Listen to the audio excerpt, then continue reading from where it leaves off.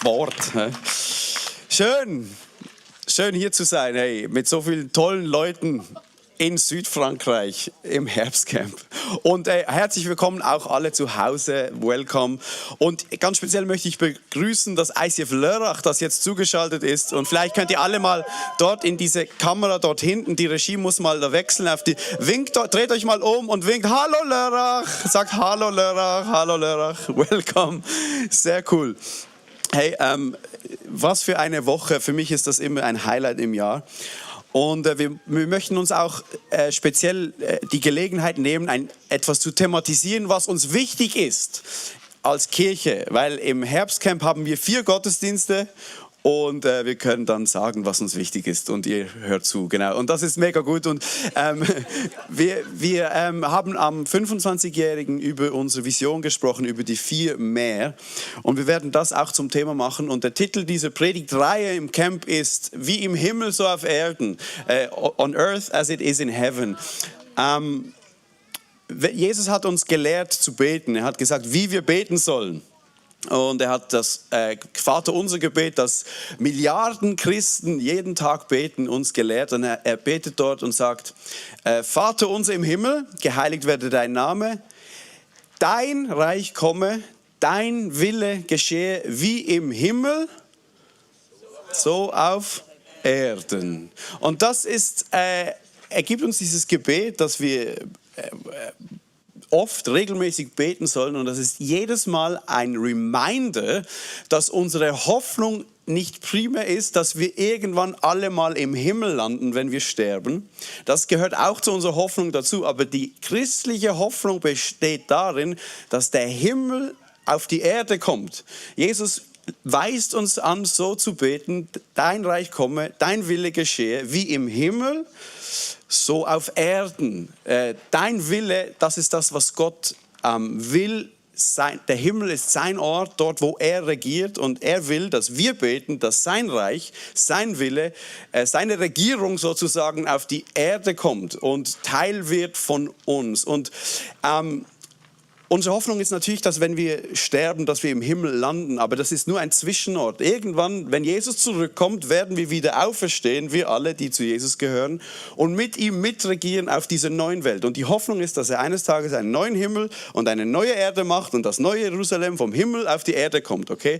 Also es geht nicht darum, dass wir diese Welt verlassen und flüchten, sondern diese Welt jetzt schon so mitgestalten, wie sie einmal sein wird. Okay?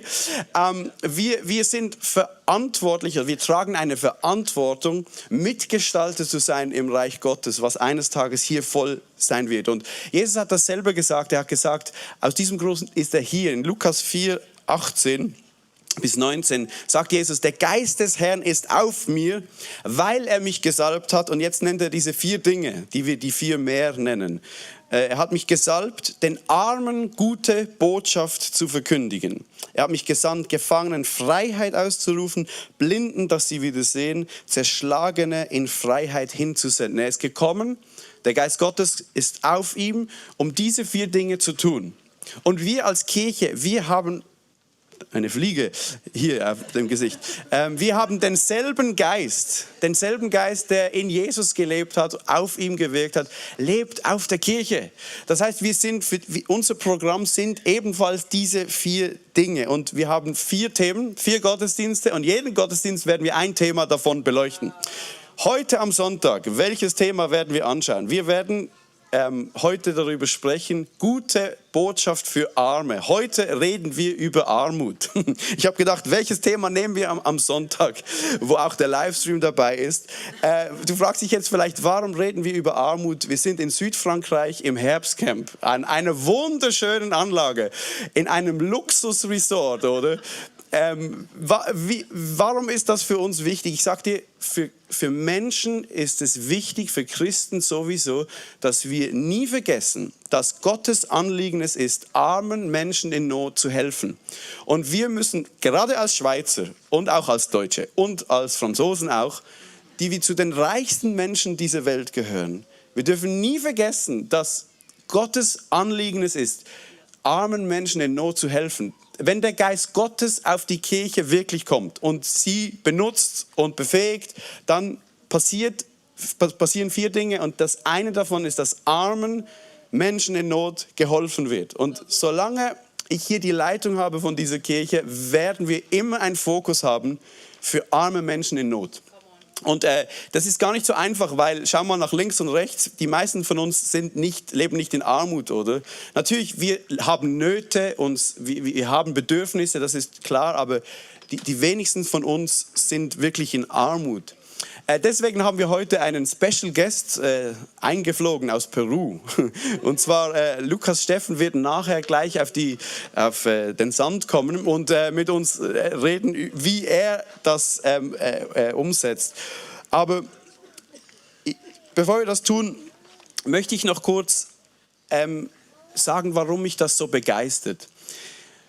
Für mich ist das wirklich mind-blowing, dass Gott, der Schöpfer von Himmel und Erde, der Schöpfer des Universums, sich entscheidet, Mensch zu werden und dann sagt, die Letzten werden die Ersten sein. Er sagt, was ihr einem der Geringen dieser Welt getan habt, habt ihr mir getan. Ein Gott, der sich entscheidet, an einem Kreuz zu sterben.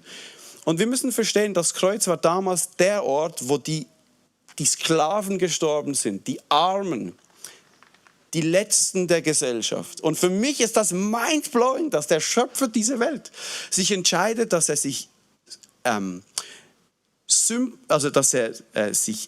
sympathisiert mit den Letzten der Gesellschaft. Und wenn wir Jesus nachfolgen, dann folgen wir einem Gott nach, der für die Letzten und Ärmsten dieser Welt eintritt. Und wir dürfen das nie vergessen, auch in Südfrankreich, wenn wir die Zeit genießen und das Essen genießen und die Sonne genießen.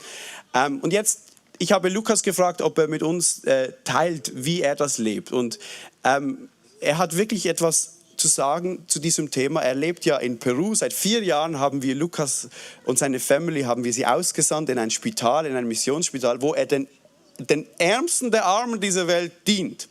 Und ich habe ihn gefragt, ob er kurz teilen darf, wie er das macht, was er dort erlebt. Und das, was er sagt, hat einen ganz praktischen Impact für dein und mein Leben, auch wenn wir nicht in Peru sind. Also auch im Camp jetzt, das wird dein Leben verbessern. Also herzlichen Applaus für, wo ist er denn? Lukas! Ciao! Danke, Mats. Vielen Dank. Vielen Dank für den Applaus und es ist einfach gut, hier zu sein. Ich fühle mich so gut und ich bin so dankbar, hier zu sein. Und darum soll es heute gehen, um Dankbarkeit. Und ich möchte diese Frage von Mats aufnehmen, wie mache ich das dort? Wie setze ich das um, den Armen zu dienen? Und ich möchte ein bisschen ausholen. Ich möchte 20 Jahre zurückgehen, als ich als 17-Jähriger weinend auf dem Boden einer kleinen Pfingstgemeinde in den Philippinen in die Arme von Jesus kam. Ich war damals in einer Not. Meine Mutter ist gestorben, ich war in den Drogen, im Alkohol, ich hatte viele Probleme. Also Jesus ist mir dort in der Not begegnet, damals, und hat mich angenommen und mein Leben komplett verändert. Und ich habe dort schon gemerkt, es gibt so viel Not in der Welt. Ich habe es selber erlebt und ich habe es so oft gesehen und wir alle sehen es. Und ich habe dort gemerkt, wie Gott mich beruft, dieser Not zu begegnen. Das war mir sehr klar geworden. Das ist meine Berufung für mein Leben. Ich will der Not begegnen. Und ich habe mir dann überlegt, wie kannst du das machen? Wirst du jetzt Pastor, gehst du Gemeindengründer, irgendetwas? Und meine Entscheidung war, ich will als Arzt in die Mission gehen. Ich will einmal als Missionsarzt in einem Drittweltland den Armen dienen. Und jetzt, ja, ich habe das dann gemacht, lange Ausbildung oder Medizinstudium, Chirurgie gelernt und jetzt bin ich seit 4 Jahren mit meiner Familie dort in Peru und arbeite als Chirurg und wir behandeln dort wirklich arme Leute. Und meine Frau betreibt dort einen christlichen Bücherladen.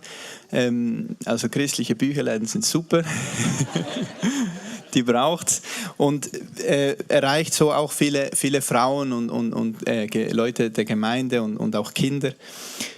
Und jetzt ist das aber nicht immer einfach, wie ihr euch vielleicht vorstellen könnt. In all unserem Leben haben wir verschiedenste Herausforderungen und so hat man auch als Missionar in den Bergen von Peru Herausforderungen. Also manchmal hatte ich schwierige Momente, wo ich irgendwie gezweifelt habe, was machen wir hier eigentlich? Oder wo ich gemerkt habe, ich verpasse jetzt so viel in der Schweiz, oder? Habe mich angefangen zu vergleichen mit meinen Ärztekollegen, die alle viel Geld verdienen und schon die eigene Praxis haben und weiß nicht was. Und habe auch gemerkt, oft fehlt mir die Liebe für die Menschen, oder? Wenn man länger an so einem Ort ist, sieht man auch ein bisschen, viele Leute sind arm, weil sie irgendwo auch selber schuld sind und schau mal, wie die sich gegenseitig behandeln und all diese Korruption und all diese Dinge, oder? Und dann habe ich gemerkt, jetzt fehlt mir irgendwie die Liebe.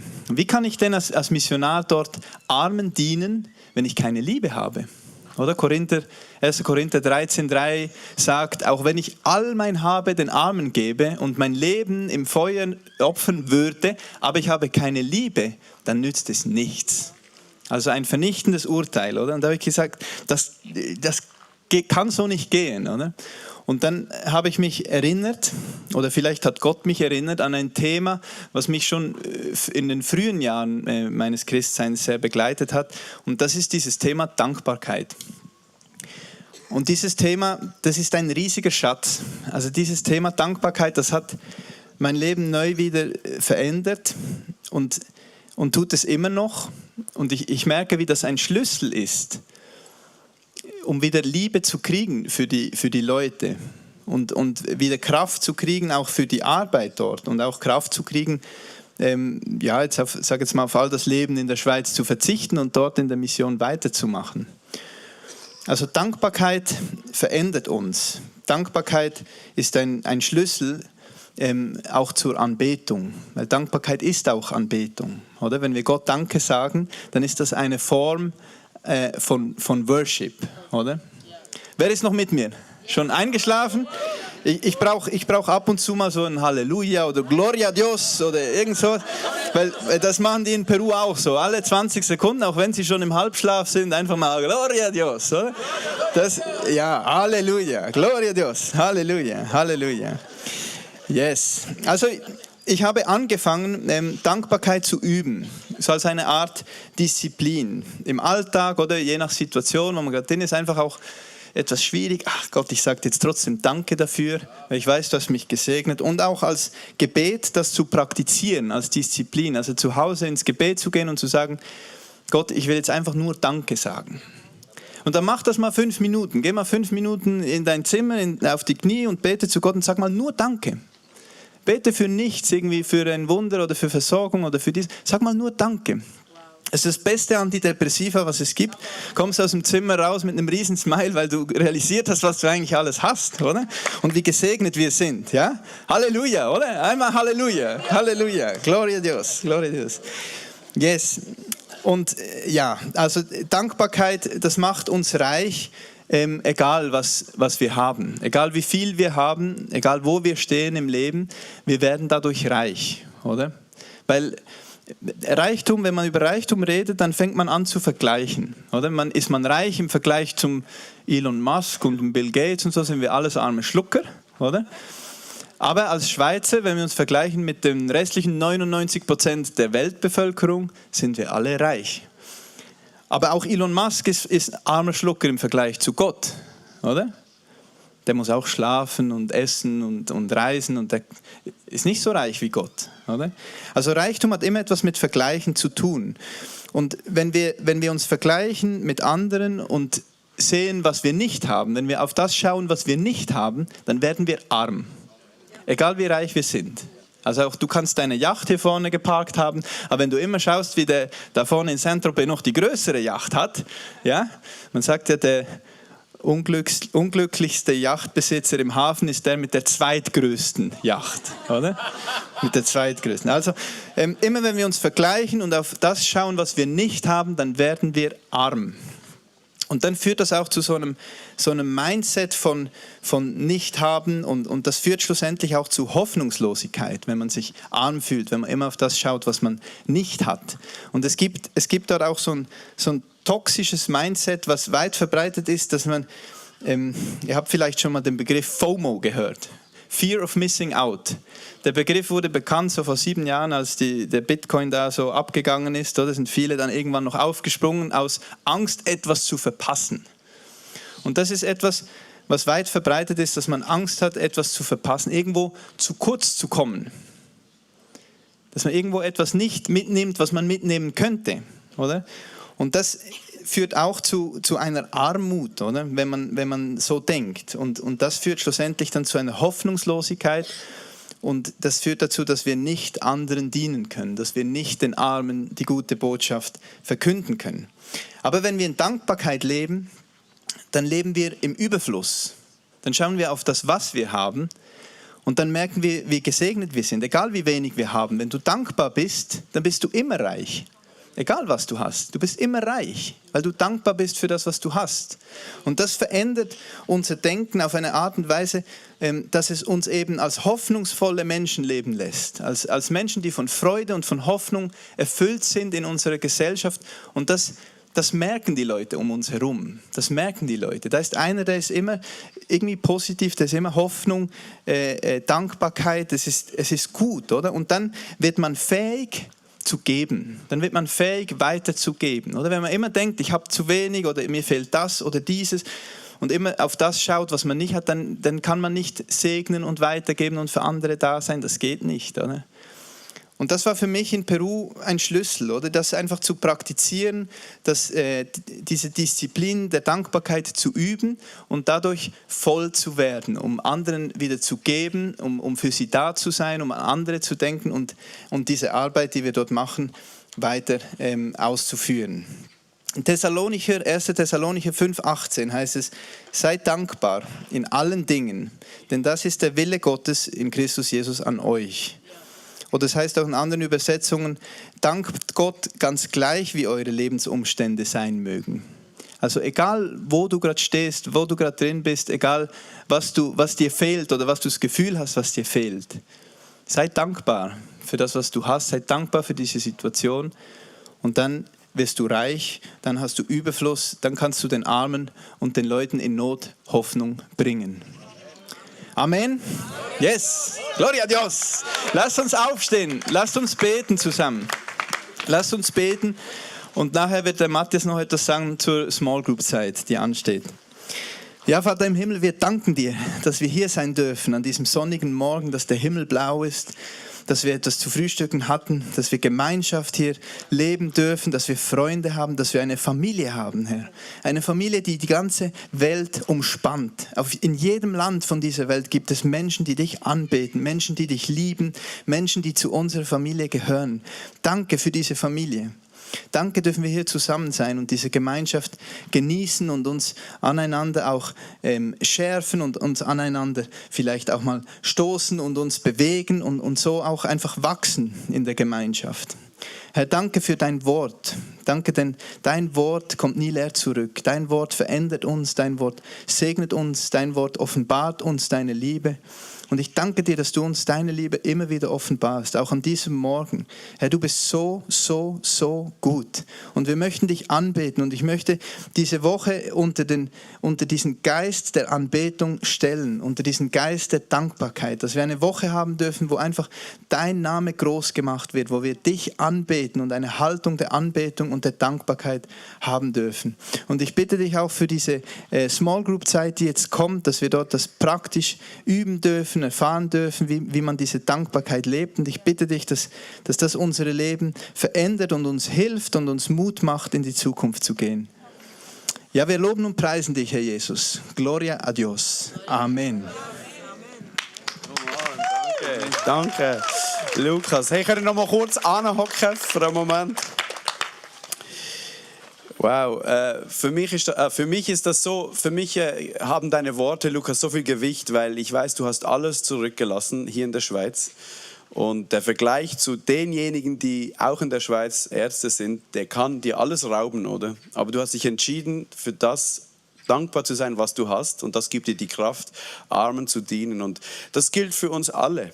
Das gilt für jeden von uns. Wenn wir dankbar sind, verkörpern wir diese Hoffnung und begegnen Menschen, die arm sind. Und wenn wir über Armut reden, dann geht es um die Ärmsten dieser Welt, aber es geht auch um Menschen in deinem Umfeld, Menschen in deiner Kirche, Menschen in deiner Familie, Menschen vielleicht in deiner Nachbarschaft, die Mangel haben, die Not haben. Und wenn du in dieser Haltung der Dankbarkeit unterwegs bist, dann fallen dir Dinge ein, die du vielleicht anderen Gutes tun könntest. Wir gehen jetzt in diese Small Group Zeit und werden das unter dieses Thema stellen der Dankbarkeit. Wenn du merkst, du brauchst aber Seelsorge oder du brauchst noch ein Gebet, dann bleib noch hier.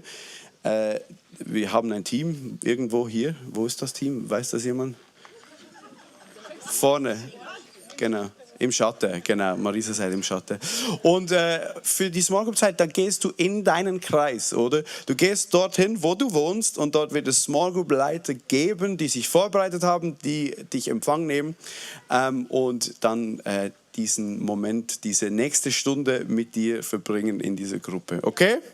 Also, du stehst auf, gehst in deinen Kreis oder auch wenn du keine Lust hast, gehst du mit Davidsbinden an den Strand. Nein, wir gehen alle in die Small Group. Genau. Und ganz wichtig, wir sind pünktlich wieder fertig. Um 12 Uhr sollten die Kinder abgeholt werden. Okay? Also, müssen abgeholt werden. Also, ich wünsche euch einen schönen Tag und eine super Small Group Zeit. Bis dann.